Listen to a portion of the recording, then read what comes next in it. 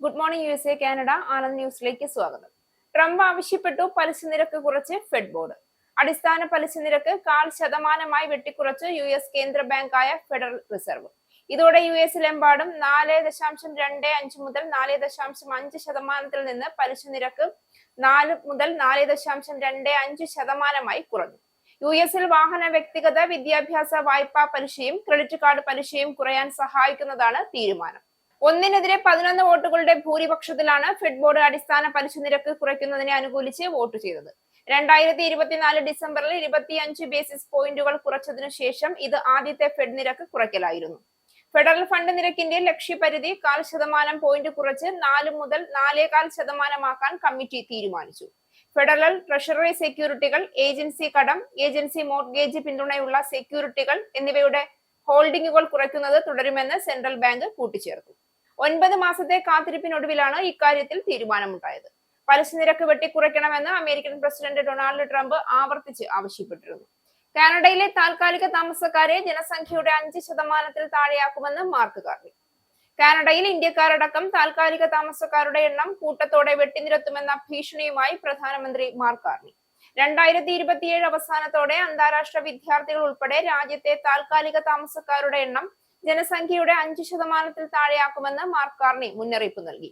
കുതിച്ചുയരുന്ന അവസര നിഷേധങ്ങൾ ഇന്ത്യയിൽ നിന്നുള്ള വിദ്യാർത്ഥികളെ ഏറ്റവും കൂടുതൽ ബാധിച്ചു എന്ന് അന്താരാഷ്ട്ര വിദ്യാഭ്യാസത്തിനായുള്ള ആഗോള പ്ലാറ്റ്ഫോമായ PI റിപ്പോർട്ട് ചെയ്തു. ഇതിനുള്ള പ്രതികരണമായാണ് കാർണിയുടെ പരാമർശങ്ങൾ. തന്റെ സർക്കാർ കാനഡയുടെ കുടിയേറ്റ നിരക്കുകൾ സുസ്ഥിര നിലവാരത്തിലേക്ക് തിരികെ കൊണ്ടുവരുമെന്ന് ആൽബർട്ട പ്രവിശ്യയുടെ തലസ്ഥാനമായ എഡ്മണ്ടിൽ ബുധനാഴ്ച ലിബറൽ പാർട്ടി കോക്കസിനെ അഭിസംബോധന ചെയ്തുകൊണ്ട് കാർണി പ്രഖ്യാപിച്ചു. 2027 അവസാനത്തോടെ കാനഡയിലെ ജനസംഖ്യയുടെ മൊത്തം താൽക്കാലിക തൊഴിലാളികളുടെയും അന്താരാഷ്ട്ര വിദ്യാർത്ഥികളുടെയും എണ്ണം 5% താഴെയാക്കുമെന്നും കാർണി പറഞ്ഞു.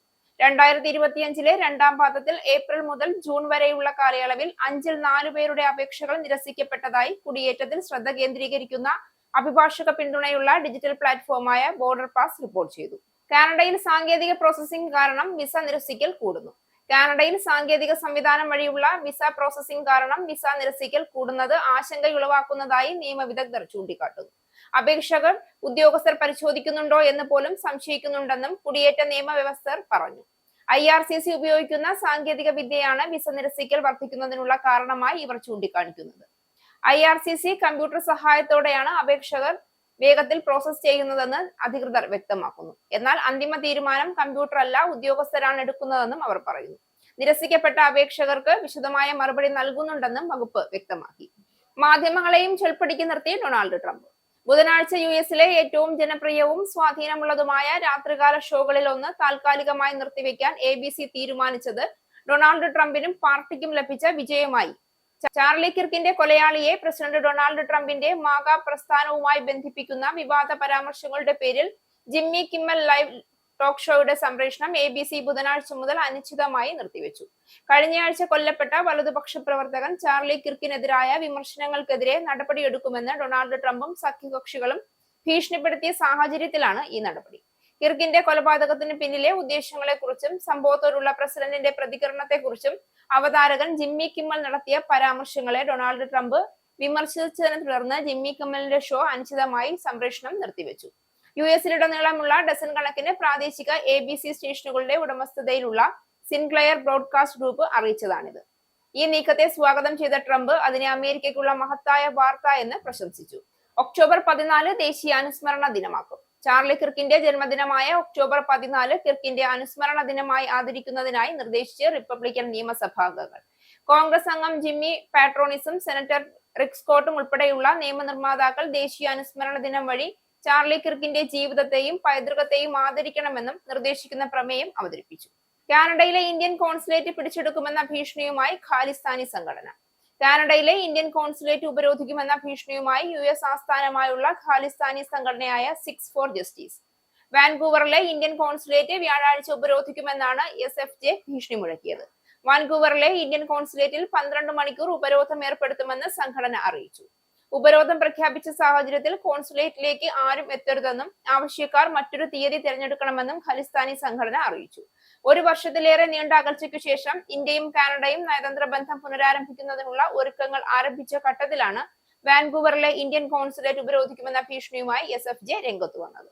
US-ൽ വീണ്ടും വെടിവയ്പ്, 3 പോലീസ് ഉദ്യോഗസ്ഥർ ജീവൻ വെടിഞ്ഞു. US-ലെ തെക്കൻ പെൻസിൽവേനിയയിൽ ബുധനാഴ്ച ഉണ്ടായ വെടിവയ്പിൽ 3 പോലീസ് ഉദ്യോഗസ്ഥർ കൊല്ലപ്പെട്ടു. 2 പേർക്ക് പരിക്കേറ്റു. ഇവരെ ആശുപത്രിയിൽ പ്രവേശിപ്പിച്ചു. അക്രമിയെന്ന് സംശയിക്കപ്പെടുന്ന ആളും പോലീസിന്റെ പ്രത്യാക്രമണത്തിൽ കൊല്ലപ്പെട്ടു. ഗുരുതരാവസ്ഥയിലുള്ള 2 പേർ ചികിത്സയിൽ തുടരുകയാണ് എന്ന് യോർക്ക് ആശുപത്രി അറിയിച്ചു. മേരിലാൻഡ് ലൈനിനടുത്ത് ഫിലാഡൽഫിയയ്ക്ക് പടിഞ്ഞാറ് 185 കിലോമീറ്റർ അകലെയുള്ള നോർത്ത് കോഡോറോസ് ടൗൺഷിപ്പ് പ്രദേശത്താണ് വെടിവയ്പ് ഉണ്ടായതെന്ന് Pennsylvania state police commissioner Christopher Paris പറഞ്ഞു. പോലീസിന്റെ വെടിയേറ്റാണ് അക്രമി കൊല്ലപ്പെട്ടതെന്ന് സംസ്ഥാന പോലീസ് കമ്മീഷണർ വാർത്താ സമ്മേളനത്തിൽ സ്ഥിരീകരിച്ചു. കാൽഗറി ബോംബ് ഭീഷണിയിൽ ഇടപെട്ട നോറാഡിനെ പ്രശംസിച്ച് കാനഡ. കാൽഗറി അന്താരാഷ്ട്ര വിമാനത്താവളത്തിലുണ്ടായ സുരക്ഷാ ഭീഷണിയിൽ തക്ക സമയത്ത് ഇടപെട്ട ഉത്തര അമേരിക്കൻ വ്യോമ പ്രതിരോധ കമാൻഡ് നോറാഡിനെ പ്രശംസിച്ച് കാനഡയുടെ പ്രതിരോധ മന്ത്രി ഡേവിസ് മക്വിറ്റി. തിങ്കളാഴ്ച ഉച്ചയ്ക്ക് ജർമ്മനിയിൽ നിന്ന് കാൽഗറിലേക്ക് പറക്കുകയായിരുന്ന 3 വിമാനങ്ങളിൽ ബോംബ് ഭീഷണിയുണ്ട് എന്ന് വിവരം ലഭിക്കുകയായിരുന്നു. വിമാനങ്ങൾ സുരക്ഷിതമായി കാൽഗറി അന്താരാഷ്ട്ര വിമാനത്താവളത്തിൽ ഇറക്കി പോലീസ് നടത്തിയ പരിശോധനയിൽ ഭീഷണികൾ വ്യാജമാണെന്ന് സ്ഥിരീകരിക്കുകയായിരുന്നു. CF-18, F-15 യുദ്ധവിമാനങ്ങൾ, മറ്റ് സഹായ വിമാനങ്ങൾ എന്നിവ അടിയന്തര നടപടികൾക്കായി സജ്ജമായിരുന്നു എന്ന് നോറാഡ് പ്രസ്താവനയിൽ അറിയിച്ചു. നോറാഡ് തങ്ങളുടെ ചുമതല അതീവ കാര്യക്ഷമമായി നിർവഹിച്ചു എന്ന് പ്രതിരോധ മന്ത്രി ഡേവിഡ് മക്വിറ്റി പറഞ്ഞു. ഇനി പൗണ്ട്, യൂറോ, ഡോളർ, രൂപ ഇന്നത്തെ വിനിമയ നിരക്ക്. ഒരു പൗണ്ട് 119.81 ഇന്ത്യൻ രൂപ. ഒരു US ഡോളർ 88.07 ഇന്ത്യൻ രൂപ.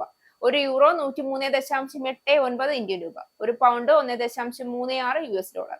ഒരു കനേഡിയൻ ഡോളർ 63.85 ഇന്ത്യൻ രൂപ. ഈ ന്യൂസ് ബുള്ളറ്റിൻ അവസാനിച്ചു. നന്ദി.